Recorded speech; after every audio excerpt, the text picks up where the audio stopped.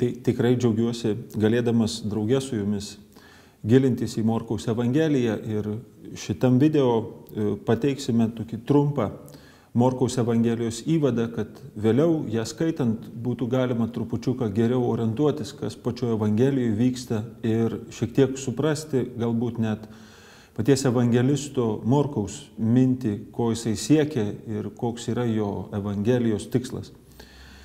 Morkaus Evangelija mūsų dabartiniai Biblijoje, mūsų kanone yra antroje vietoje po Mato Evangelijos ir po jos eina Luko Evangelija. Tačiau mokslininkai mato, kad Morkaus Evangelijos tekstas, jo žodynas, jo kalbos stilius labai dažnai atsikartoja tiek Mato, tiek Luko Evangelijose. Ir bent jau kol kas geriausias atsakymas, kurį mes turime, kodėl taip yra, tai yra ta hipotezė, kad Morkaus Evangelija iš tikrųjų yra pati pirmoji. Ir Matas bei Lukas, rašydami savasias Evangelijas, jie jau turėjo kažkokią tai formą Morkaus tekstą priešais save. Tai šia prasme Morkaus Evangelija yra išskirtinė, todėl kad gali būti, jog jinai yra pati pirmoji parašyta Evangelija ir kad galbūt netgi Morkus yra Evangelijos žanrų kūrėjas, po to jau Matas, Lukas, Jonas seka šituo jo kūriniu. Mes nelabai žinome ir labai sunku spręsti apie bet kurios Evangelijos parašymo datą. Morkaus Evangelijoje 13 skyriuje, antroji eilutėje, mes randame tekstą, kuris kalba apie šventyklos sugriovimą. Ir bandant datuoti šitą Evangeliją, pagrindinis klausimas yra, ar jinai rašoma prieš šventyklos sugriovimą, kuris įvyko 70 metais, ar po šventyklos sugriovimo. Ir todėl mokslininkai iš tikrųjų svyruoja tarp šitų datų, nelabai didelis tas tarpas, galbūt anksčiausia data yra 67 metai, vėliausia data turbūt yra 73 metai. Reiškia, mes esame laikė po Jėzaus mirties praėjus maždaug 30 su trupučiu metų. Šita Evangelija yra pati trumpiausia, jinai beveik perpus trumpesnė už kitas Evangelijas. Morkaus Evangelijoje yra apie 11 000 žodžių, Mato Evangelijoje yra 18 000 su trupučiu ir Luko Evangelija yra 19,5 tūkstančio žodžių. Tai reiškia, Morkaus tekstas yra kone perpus trumpesnis už šitas jo Evangelijas seseris Matą ir Luką. Ir todėl kyla įspūdis, kad Morkaus pasakojimas yra tarsi greitesnis. Net bažnyčios tėvai sako, kad Morkaus Evangelija yra skubi kaip pranašystė. Tam be abejo padeda ir Morkaus žodynas. Morkaus Evangelija yra tiesiog prisotinta tokio skubumo. Morkus 40 kartų savo Evangelijoje naudoja žodį euthus, kuris reiškia to jau pat, iškart.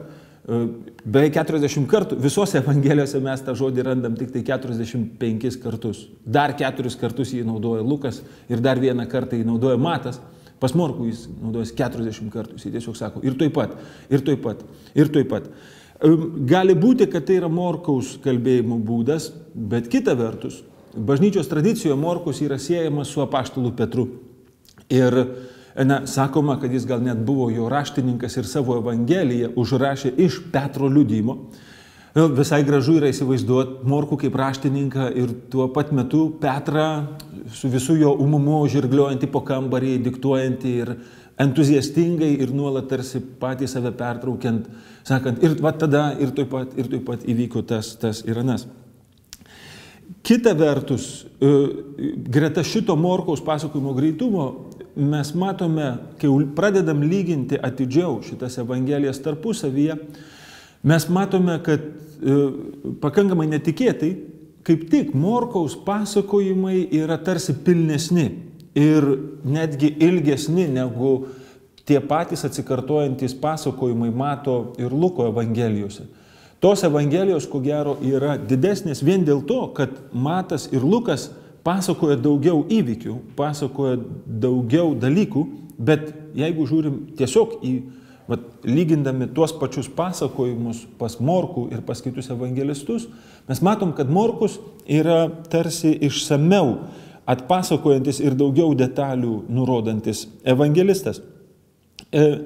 Kita vertus vėl Mato ir Luko Evangelijos istorijoje, net ir egzegezės istorijoje, jos tikrai gali pasidžiaugti didesniu dėmesiu iš egzegetų pusės.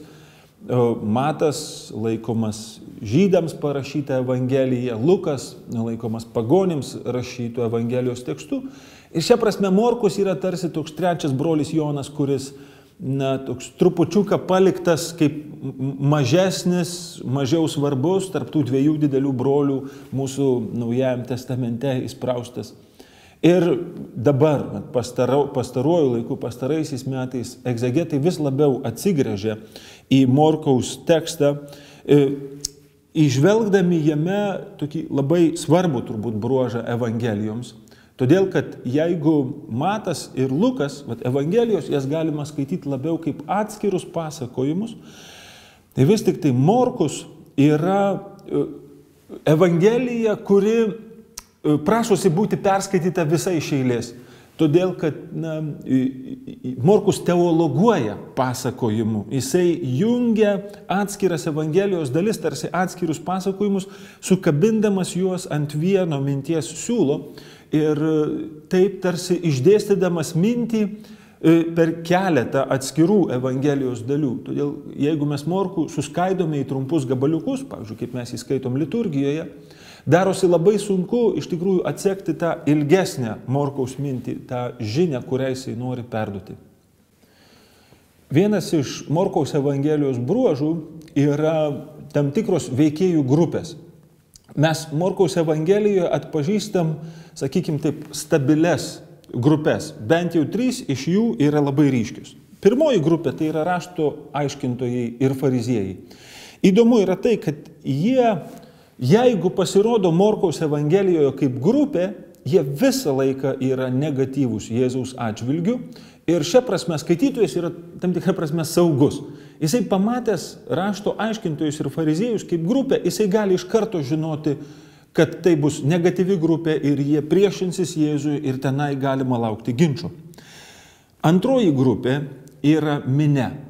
Mes matome Morkaus Evangelijoje dažnai minią kaip Jėzaus darbų ar Jėzaus žodžių adresatą. Ir minia irgi, jos elgesys yra labai dažnai nuspėjamas. Jinai visą laiką stebisi.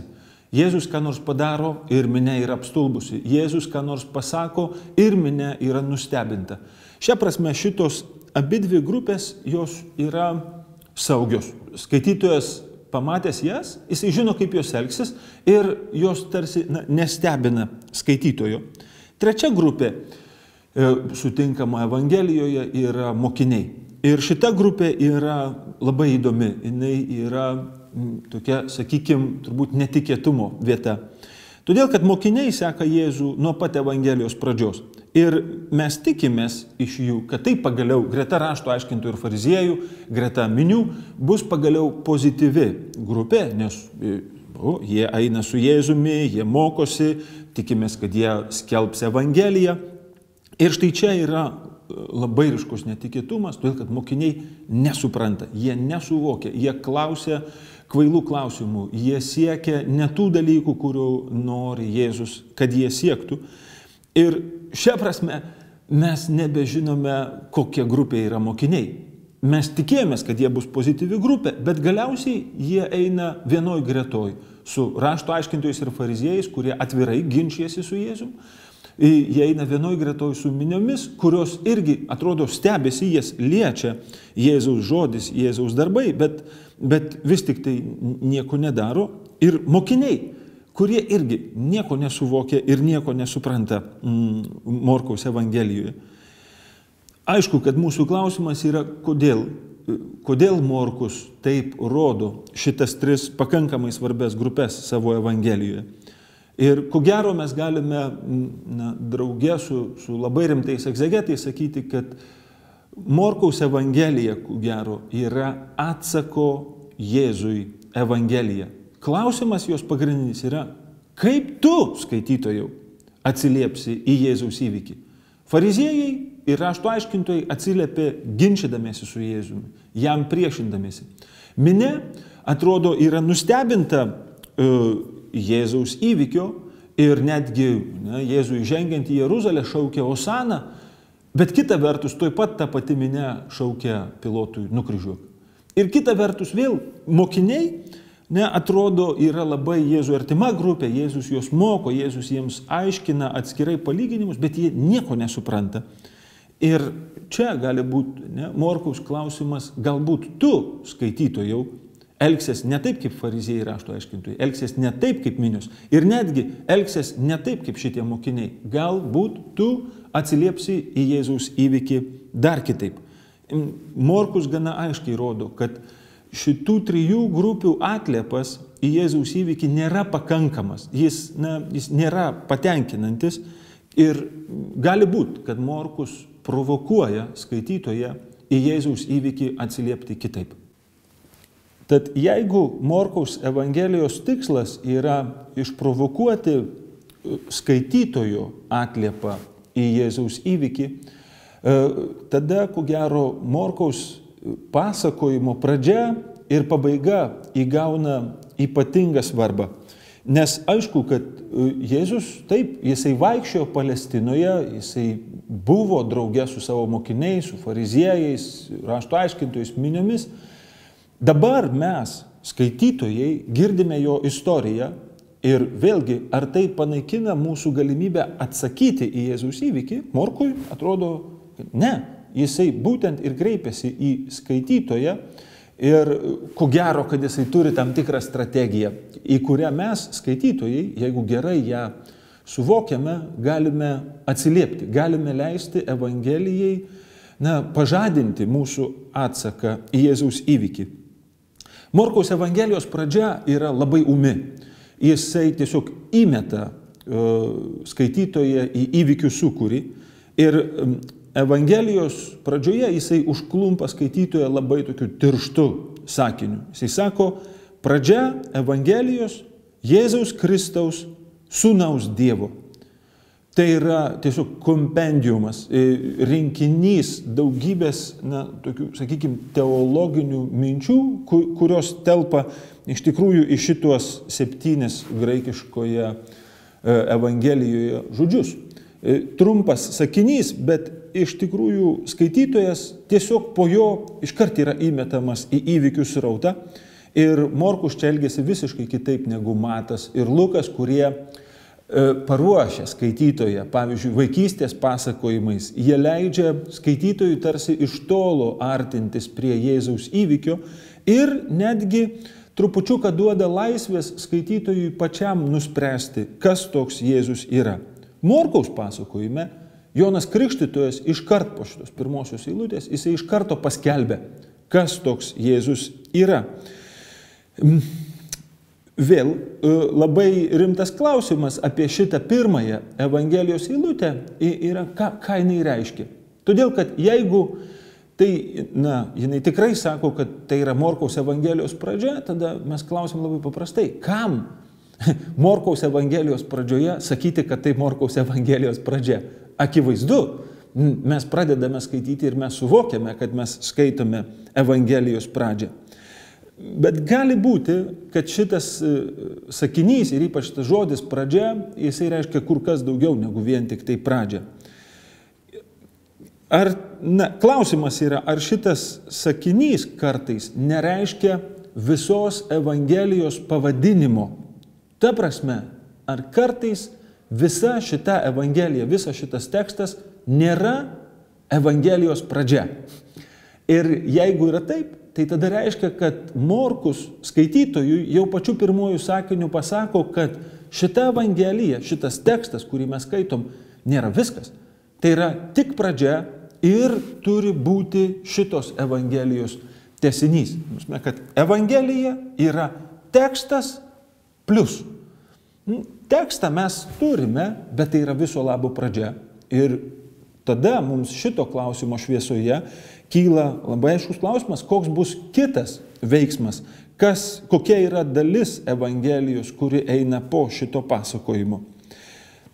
Ir gali būti, kad galiausiai, kai žvelgsime į Morkaus Evangelijos pabaigą, mes matysime, kad šitos Evangelijos antrasis veiksmas yra tai, kas bus išgyvenama skaitytojo gyvenime.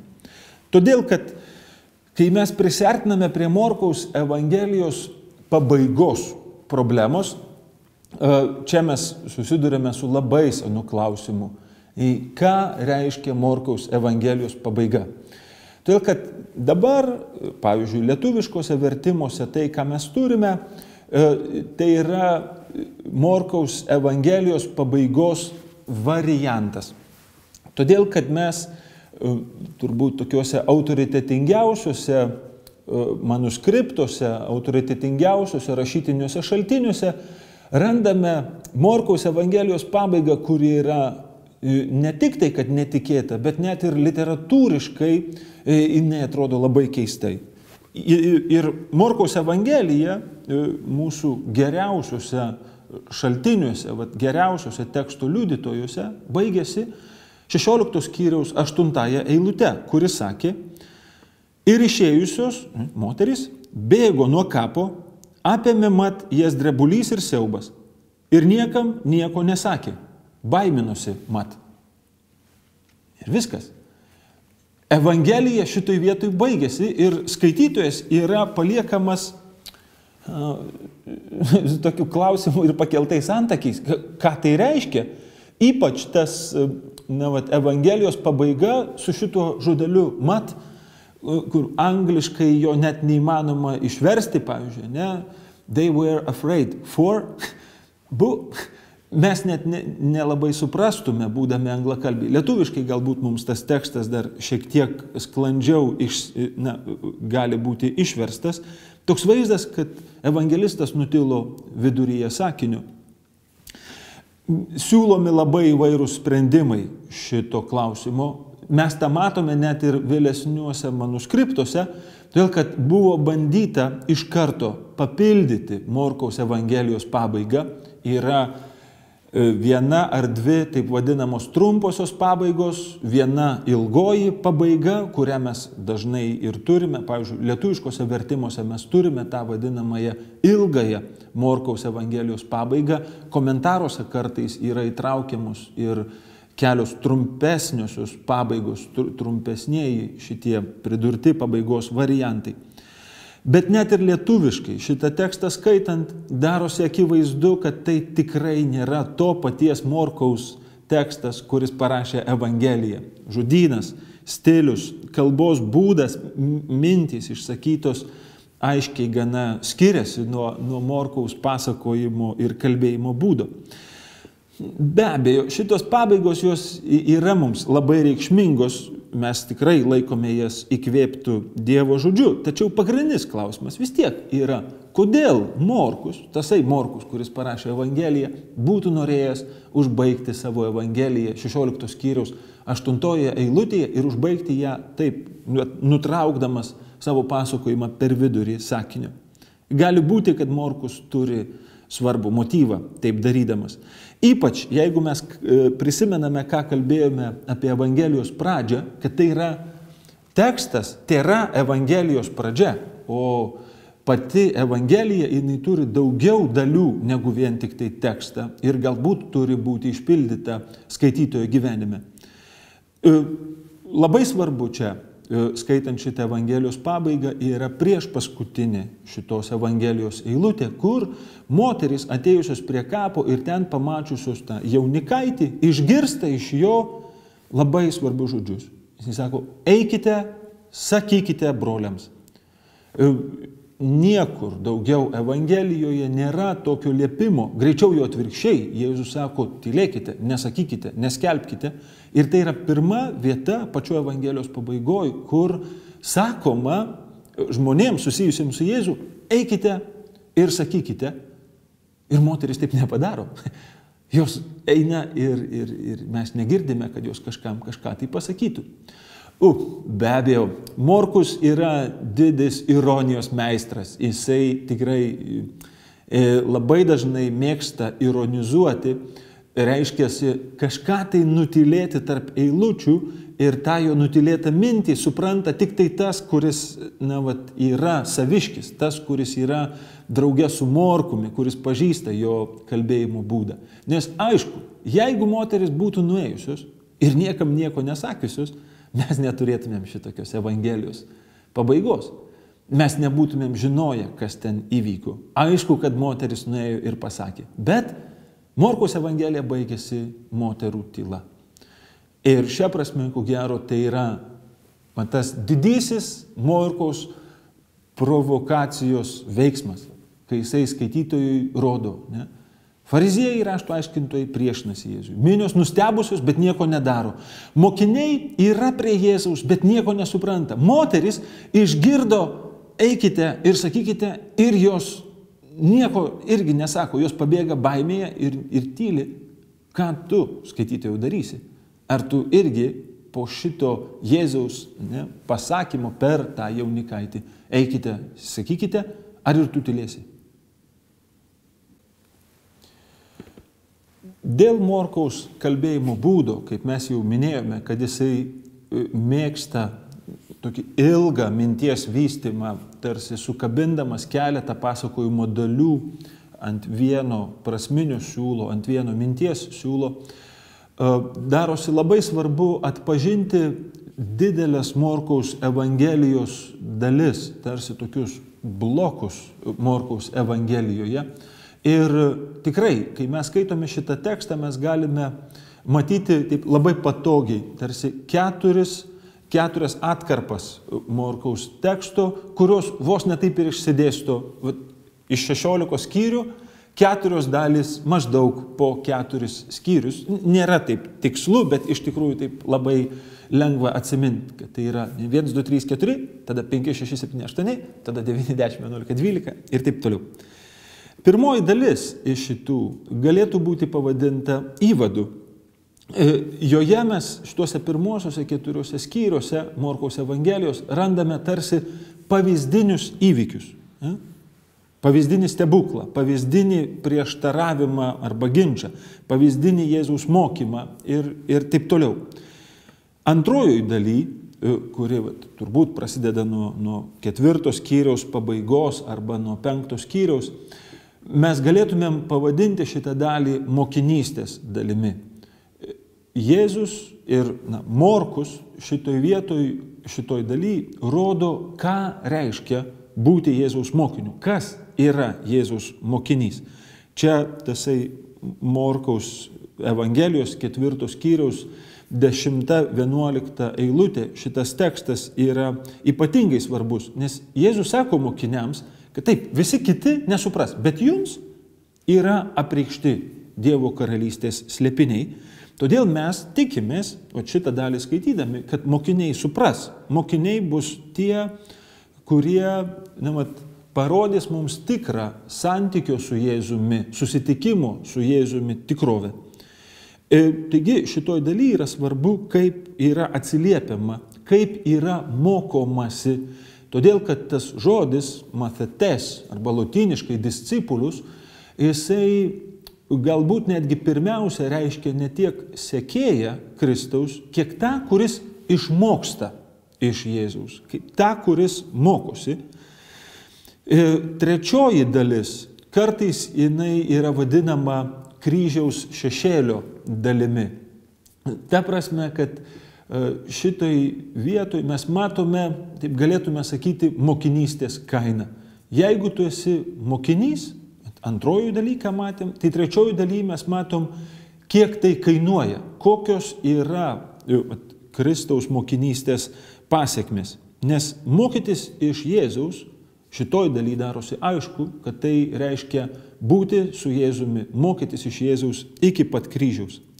Ir paskutinioji dalis yra mirtis ir prisikėlimas, kuriuose mes atpažįstame, kas toks Jėzus yra. Apie šitą dalį mes dar kalbėsime plačiau, bet iš šitų 4 dalių mes galime taip sakyti, kad Morkaus Evangelija tikrai yra augantis pasakojimas, kur kryžius bei prisikėlimas yra tikra kulminacija viso pasakojimo.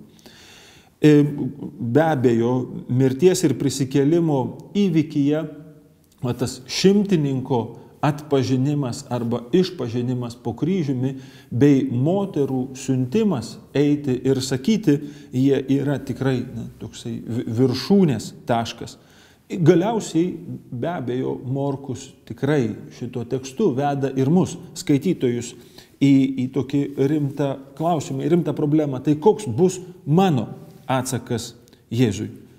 Įvade Morkus parodo, kas toks Jėzus yra. Mums, skaitytojams, yra aišku, kas toks Jėzus yra. Antrojoje daly jisai rodo, ką reiškia mokinystė. Trečioji daly jisai rodo, kokia yra mokinystės kaina ir kur ta mokinystė mus veda. Galiausiai, sekti Jėzų iki kryžiaus, ketvirtojoje daly mes matome mirties ir prisikėlimo įvykį, kur vėlgi turime klausti, tai koks yra šitos dalies tikslas, kuri yra kulminacinė Morkaus teksto dalis, koks yra ir jos tikslas mums kaip skaitytojams. Kai kurie egzegetai vadina Morkaus evangeliją mokinystės evangelija. Jie sako, kad mokinystės tema Morkui yra pati svarbiausia. Ir gali būti, kad netgi jisai mėgina įvilioti skaitytoją į tikrą ir autentišką Kristaus mokinystę. Todėl, man atrodo, kad verta yra šiek tiek išsameu apžvelgti tą antrąją Morkaus evangelijos dalį, nuo 4 iki 8 skyrių.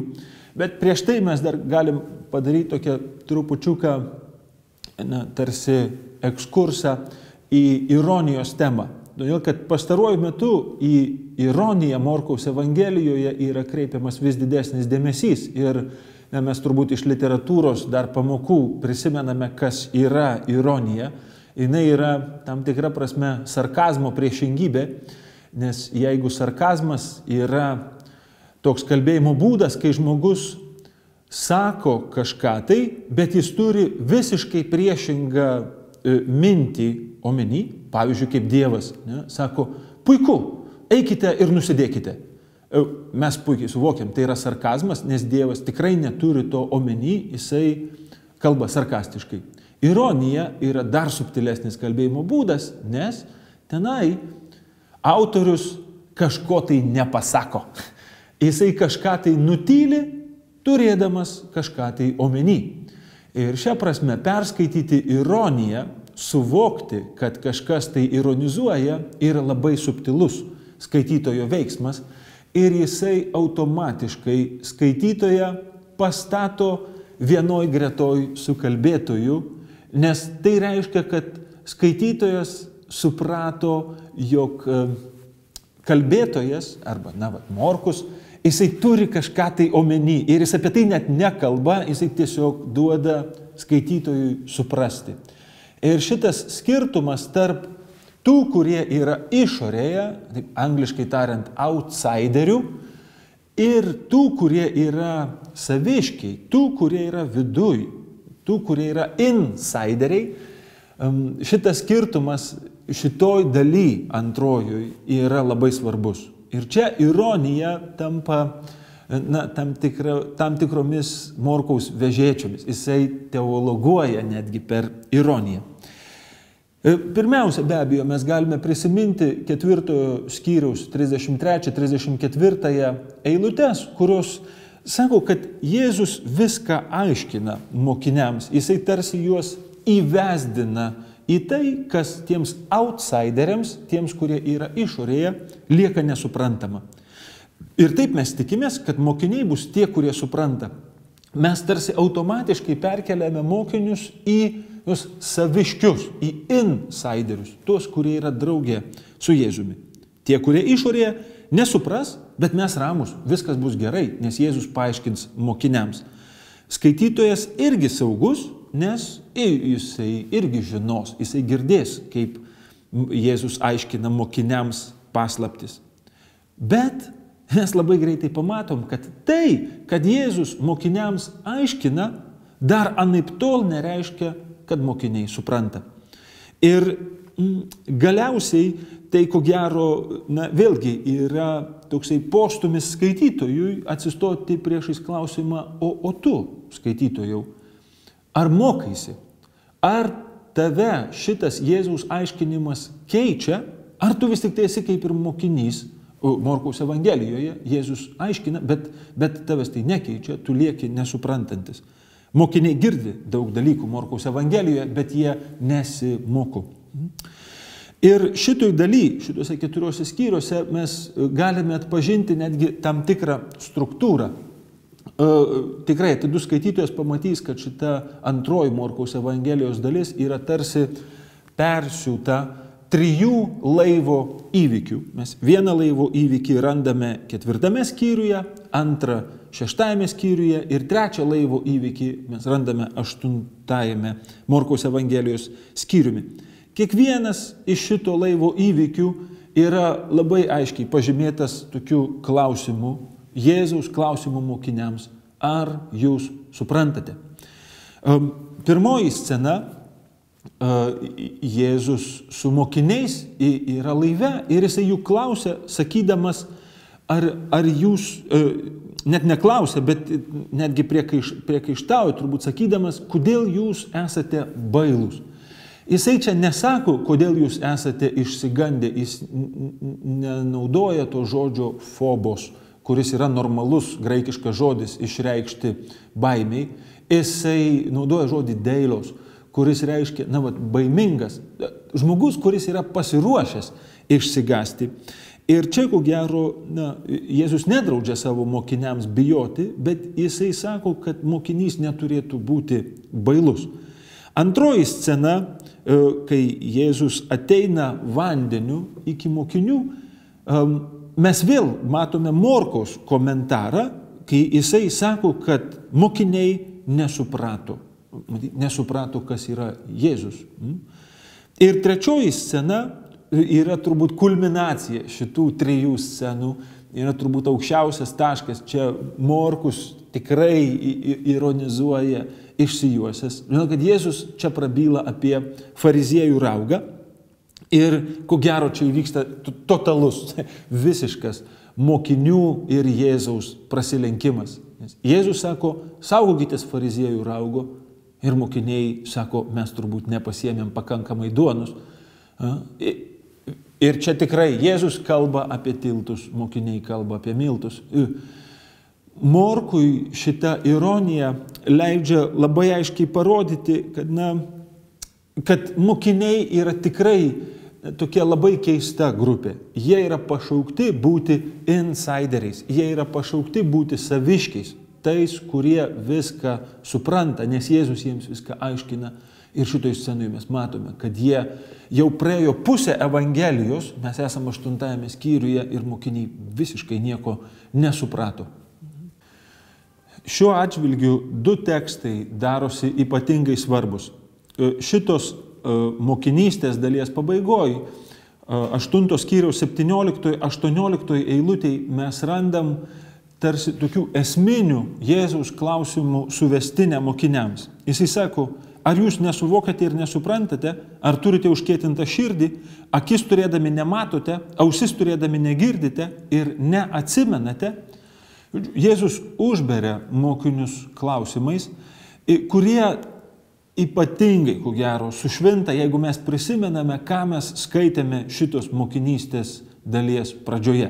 4 skyriaus 12 eilutėj, kai Jėzus kalba apie palyginimus, jisai sako apie tuos, kurie bus išorėje, apie tuos outsiderius, jisai sako, kad žiūrėdami žiūrėtų ir nematytų, kad klausydami klausytų ir negirdėtų, ir nesuprastų, ir nebūtų jiems atleista.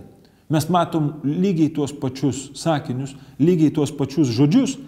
Ir Jėzus sako, kad palyginimai jie paklaidina tuos, kurie yra išorėje, o tiems, kurie yra viduje, tiems, kurie yra insideriai, jie leidžia nerti į Dievo karalystės slėpinį, būti jame. Bet tos dalies pabaigoj mes matome, kad mokiniai yra tie, kurie elgiasi kaip outsideriai, tie, kurie elgiasi taip, tarsi būtų išorėje. Tie, kurie yra pašaukti būti saviškiais viduje, jie nieko nesupranta. Jie elgiasi lygiai taip, kaip tie, kurie yra išorėje. Ir šioje dalyje, tarp šitų laivo scenų, mes matome 6 labai reikšmingus Jėzaus susitikimus. Visi jie yra susitikimai su atskirais žmonėmis, ne su grupėmis. Ir tarp pirmos ir antros laivo scenos mes matome 3 Jėzaus susitikimus, tarp antros ir trečios mes matome 2 Jėzaus susitikimus ir po trečiosios laivo scenos mes matome 1 susitikimą. Matome tam tikrą netgi struktūrą. Matom pirmiausia Gerazos apsėstąjį, tada Jairą, sinagogos vyresnį, tada kraujoplūdžių sergančią moterį. Antroji serija yra sirofenikietė moteris ir kurčiasis. Ir trečioji daly, po trečiosios laivo scenos mes matome tą pagydytą akląjį. Šokiruojantis dalykas yra tai, kad visi šitie supranta, kas toks yra Jėzus. Morkus 3 kartus parodo, kad mokiniai nesupranta, tie, kurie yra viduje, tie, kurie yra saviškiai, jie nesupranta, kas toks yra Jėzus. Ir tarp tų 3 scenų mes matome 6 Jėzaus susitikimus, kur kiti dar įdomiau, kad tie, kurie yra išorėje, visi šitie 6 yra tarsi outsideriai, kiekvienas savo būdu, visi jie supranta, kas toks yra Jėzus. Gerazos apsėstasis, jis gyvena kapuose, jis yra už savo bendruomenės ribų. Kraujoplūdžių serganti moteris dėl savo ligos, ko gero, irgi yra atskirta nuo bendruomenės. Sirofenikietė moteris yra pagonė ir Jėzus netgi labai aiškiai sako, neverta duoti šunyčiams vaikų maisto. Kurčiasis ir aklasis, jie abudu yra atriboti savo negalios. Jairas yra irgi labai įdomus atvejis, kodėl jisai yra tarp šitų outsiderių. Gali būti, kad Morkus labai ironiškai vėlgi įrodo, kad jis yra outsideris iš outsiderių, kad jis yra iš savo grupės, nes jis telpa į tą fariziejų ir rašto aiškintojų grupę, jis iš jos yra iškrentantis kaip balta varna. Arba gali būti, kad Jairas, kuris yra sinagogos vyresnysis būtent Kafarnaume, mes juk prisimename, kad ta Kafarnaumo sinagoga buvo pastatyta pagonių.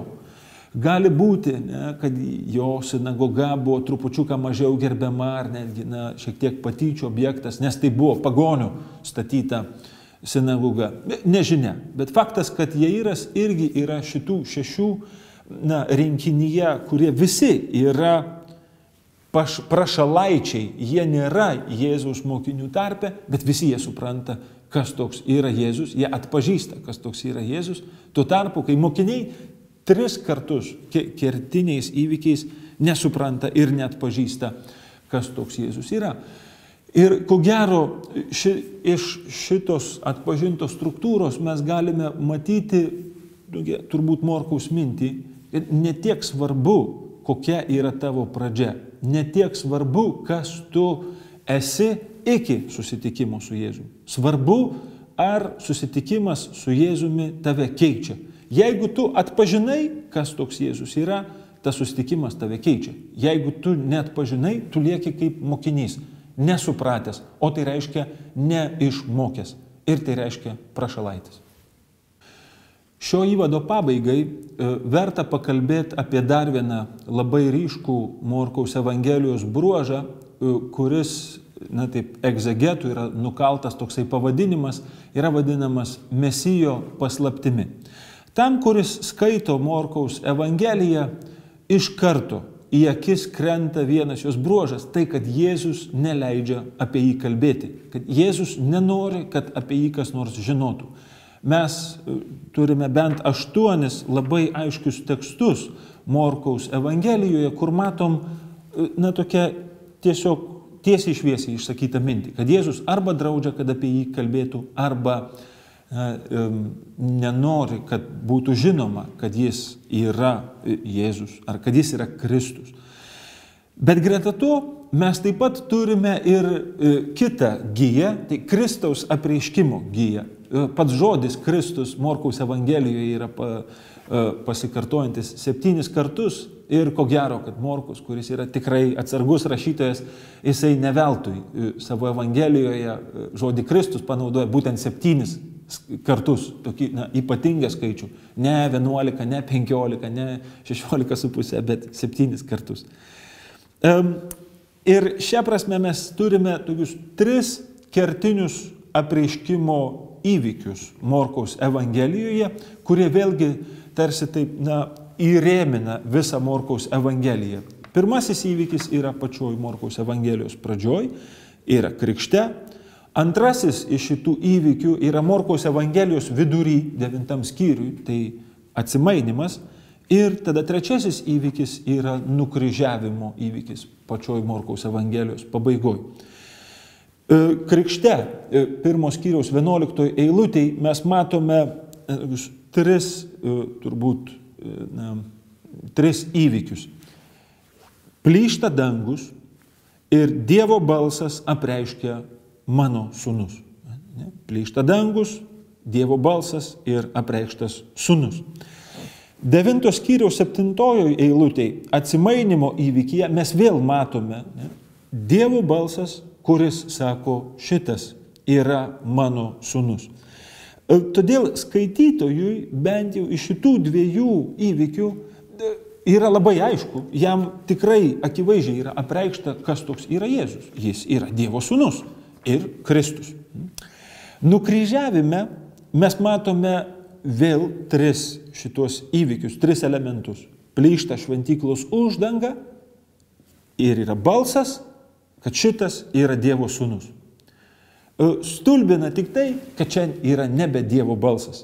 Pirmą kartą šitą dalyką pasako ne Dievas, bet žmogus. Ir šitas žmogus yra turbūt mažiausiai tas, kurį mes tikėtumėmės, kad jis išpažintų, kad šitas yra Dievo sūnus. Šito žodžius pasako šimtininkas. Tas, kuris Jėzų nukryžiavo. Tas, kuris yra atsakingas už tą mirtį, kuri ištiko Jėzų. Ir būtent jisai sako, šitas yra Dievo sūnus. Aišku, egzegetai labai rimtą klausimą kelia, sakydami, ką šimtininkas turi omeny. Jis yra romėnas. Todėl, ir romėnai turėjo tokį pasakymą Dievo sūnus. Jiems tai reiškia tiesiog žmogus, kuriame galima atpažinti daugiau negu paprastą žmogų. Stebukladarys, žmogus, kuris turi ypatingų gebėjimų. Bet gali būti, kad Morkus šitai vietoj nori šito dvilypumo tarp to, ką šimtininkas turi omeny ir ką šitie šimtininko žodžiai reiškia mums, skaitytojams. Galbūt šimtininkas kalba tikrai savo romėniškų mentalitetų, sakydamas, kad taip, čia yra Dievo sūnus, ta prasme, stebukladarys, ypatingas žmogus. Bet mums, skaitytojams, jis yra pats tikriausias saviškis, insideris, tas, kuris tikrai atpažino, kas toks Jėzus yra. Nes mes šitos jo žodžius pagal Morkaus sumanimą, ko gero, tikrai girdime ir krikšto, ir atsimainimo kontekste. Todėl vėlgi, netgi jeigu ir atpažįstame mes Morkaus Evangelijoje tą Mesijo paslaptį, Jėzaus draudimą skelbti, mes turime klausti, koks yra to tikslas. Ir ko gero tikslas šito kalbėjimo būdo, kaip Morkus rodo Jėzų nuolat tildantį savo mokinius, nuolat norinti pasislėpti, tarsi sustabdyti jo skelbimą, vėlgi mes ypatingų būdų per šitą Mesijo paslaptį stojamės priešais klausimą, ar tu skelbsi Kristų. Todėl, kad tokie momentai yra Morkaus Evangelijoje, pavyzdžiui, Morkaus pabaigoj, 6-7 eilutė 16 skyriaus. Moterims tas jaunuolis sako, eikite, sakykite, bet jos neina ir nesako. 8 skyriaus 17-18 eilutėse mokiniai turi akis, turi ausis, bet jie nesupranta, jie negirdi, jie nemato, mes matom mokinių netobulumą. Galiausiai netgi toj tikrai tokioj labai svarbioj 8 skyriaus 32-33 eilutėse, kur Petras, atrodo, atpažino, kas Jėzus yra. Jisai sako, tu esi Kristus. Bet taip pat mes matom, kad jisai panaudojo labai stiprų žodį, bet to žodžio turinys yra visiškai kitas, negu pats Jėzus turi omeny. Nes taip pat Petras gauna korekciją, yra pavadinamas Satan, tuo, kuris priešinasi Dievo planui, tuo, kuris nesupranta, nes masto ne tai, kas Dievo, bet masto tai, kas žmonių.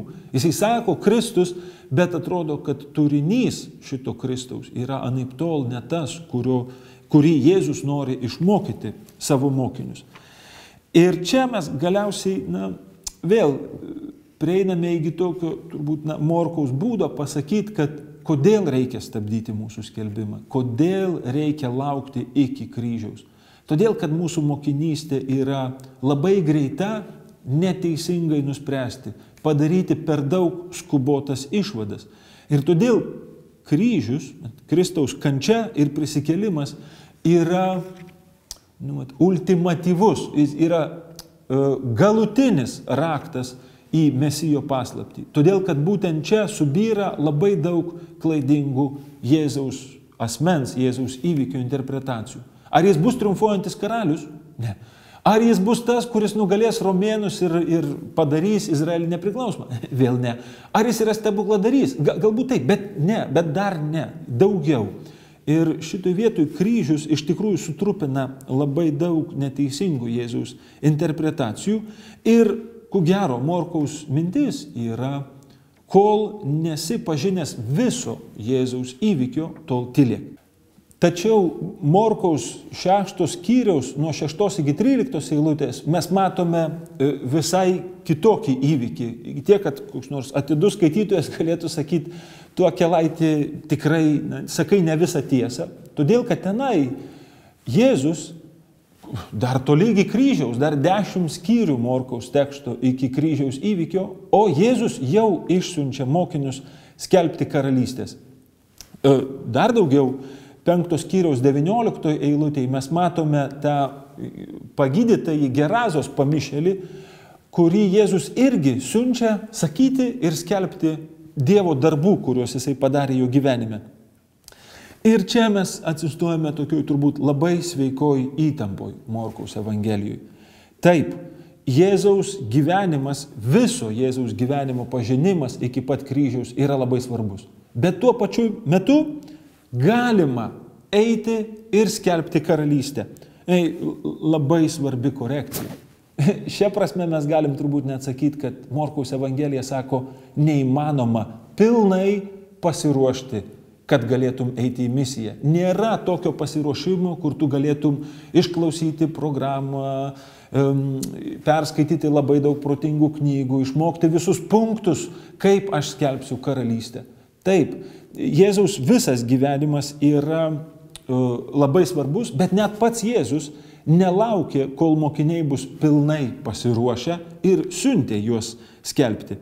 Dar gerokai iki kryžiaus įvykių. Ir tai vėl lieka labai tokioj sveikoj įtampoj, kad taip, reikia skelbti netgi iki kryžiaus, tačiau kryžiaus įvykis padaro mūsų skelbimą ir Kristaus slėpinio atpažinimą pilną. Todėl, ko gero, mes ir skaitome visą Morkaus Evangeliją, o ne jos ištraukas.